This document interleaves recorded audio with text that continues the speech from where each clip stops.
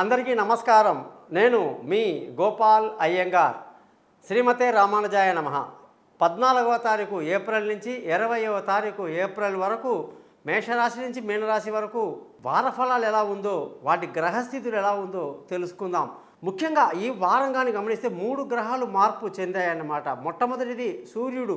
తమిళ వర్షపరపు అంటారు. తమిళనాడు వాళ్ళకి ఏదైతే కొత్త సంవత్సరం అనేది సూర్యుడు మేషరాశిలోకి ప్రవేశిస్తే మొదలవుతుందన్నమాట. అయితే మేషంలోకి సూర్యుడు రావడం 12 రాశులకు వాటి ప్రభావం ఎలా ఉంటుంది, అలాగే శుక్రుడు మీనరాశిలోకి వచ్చేశాడు. బుధుడు కూడా వక్రగతిలో ఉండి మీనరాశిలోకి రావడం జరిగింది. మరి దీనివల్ల కూడా 12 రాశుల ప్రభావం ఎలా ఉంటుందో తెలుసుకుందాం. ముఖ్యంగా ఈ వారం గ్రహస్థితి చూసుకుంటే సూర్యుడు, గురువు మేషరాశిలో, కేతు కన్యారాశిలో, శని కుజ గ్రహాలు కుంభరాశిలో, శుక్ర బుధ రాహు గ్రహాలు మీనరాశిలో సంచరిస్తున్నారు. చంద్రుడు మిథునం కర్కాటకం సింహరాశిలో ప్రయాణిస్తున్నాడు. ఈ వారంలో మనం కానీ చూసుకుంటే మొట్టమొదటి ఆదివారం నుంచి శనివారం వరకు, ఆరుద్ర నక్షత్రం నుంచి పుబ్బా నక్షత్రం వరకు, షష్ఠీ తిథి నుంచి ద్వాదశి తిథి వరకు కూడా ఈ వార ఫలాలు మీకు చెప్పడం జరుగుతుంది. మీరందరూ కూడా శ్రద్ధగా విని మీ జాతకాలు తెలుసుకోవడానికి కోసం కానీ నా యొక్క పై నెంబర్లో మీ పేరు, date of birth, time of birth, place of birth నాకు పంపించండి. మీ జాతకాలు రెడీ చేసి మీతో ఫోన్లో మాట్లాడి 15 నిమిషాలు 20 నిమిషాలు మీకు క్లియర్గా ఎక్స్ప్లెయిన్ చేసి 50 పేజీల జాతకాన్ని మీకు మెయిల్ చేయడం జరుగుతుంది.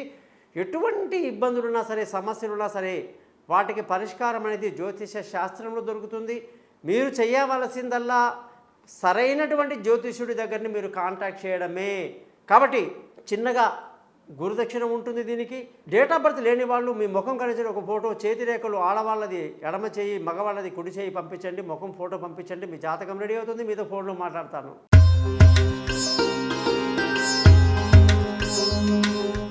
మిథున రాశి వాళ్ళకి 14వ తారీఖు ఏప్రిల్ నుంచి 20వ తారీఖు ఏప్రిల్ వరకు ఎలా ఉంది చూద్దాం. ఈ రాశి వాళ్ళకి అధిపతి బుధుడు మీనరాశిలోకి రావటం చాలా మంచిది. ఎంతో సంతోషకరంగా ఉంటుంది.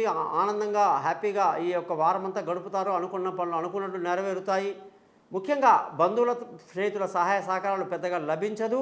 ముఖ్యంగా శుక్రుడి యొక్క స్థితి రావడం వల్ల పిల్లల యొక్క విషయాల్లో చాలా శ్రద్ధ వహిస్తారు. విదేశాలకు వెళ్ళడం, పై చదువులు చదువుకోవడం, విదేశీయానాలు అన్నీ బాగా కలిసి వస్తాయి. తెలివైన నిర్ణయాలతో చాలా ముందుకు వెళ్తారు.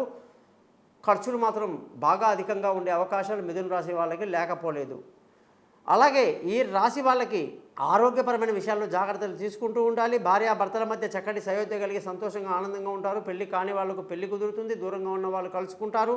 పార్ట్నర్షిప్ కలిసి వస్తుంది. అదృష్టం చాలా బాగుంటుంది. తండ్రి యొక్క ఆశీస్సుల వల్ల అన్ని పనులు చకచకా నెరవేర్చుకుంటూ ముందుకు వెళ్ళిపోతారు. ధర్మ మార్గాన్ని అవలంబిస్తారు. ఉద్యోగంలో ప్రమోషన్లు, ఇంక్రిమెంట్లు, పై అధికారుల ప్రశంసలు అన్నీ కూడా బ్రహ్మాండంగా ఉన్నాయి.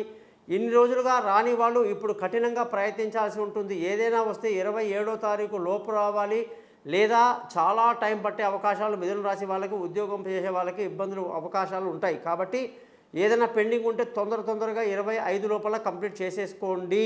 వ్యాపారం చేసే వాళ్ళందరికీ కూడా వ్యాపారంలో ఈ వారం అంతా మంచి లాభాలు ఉంటాయి. మంచి లాభాలతో సంతోషంగా ఉంటారు, ఆనందంగా ఉంటారు. ఖర్చులు అధికంగా ఉంటాయి. మరి మిథున రాశి వాళ్ళు ప్రతిరోజు కూడా మహావిష్ణు ఒక శ్రీహరి స్తోత్రాన్ని చదువుకోండి. చాలా మంచిది. మీరందరూ 12 రాశుల యొక్క ఫలితాలు విన్నారు కదా. ఇక మీ జాతకాలు తెలుసుకోవడానికి కోసం నేను ఇచ్చిన పై నెంబర్లో నన్ను కాంటాక్ట్ చేస్తారని ఆశిస్తూ, నా యూట్యూబ్ ఛానల్ పేరు thesimple.com సబ్స్క్రైబ్ చేస్తారని, మీ బంధువులకి, స్నేహితులకి నా గురించి తెలియజేస్తారని, జ్యోతిష్యం కొరకు మీరు నన్ను సంప్రదిస్తారని ఆశిస్తూ, మా ఆశీస్సులు మీకు, మీ కుటుంబానికి ఎల్లప్పుడూ ఉంటాయని తెలియజేస్తూ సెలవు తీసుకుంటున్నాను. మీ గోపాల్ అయ్యంగార్.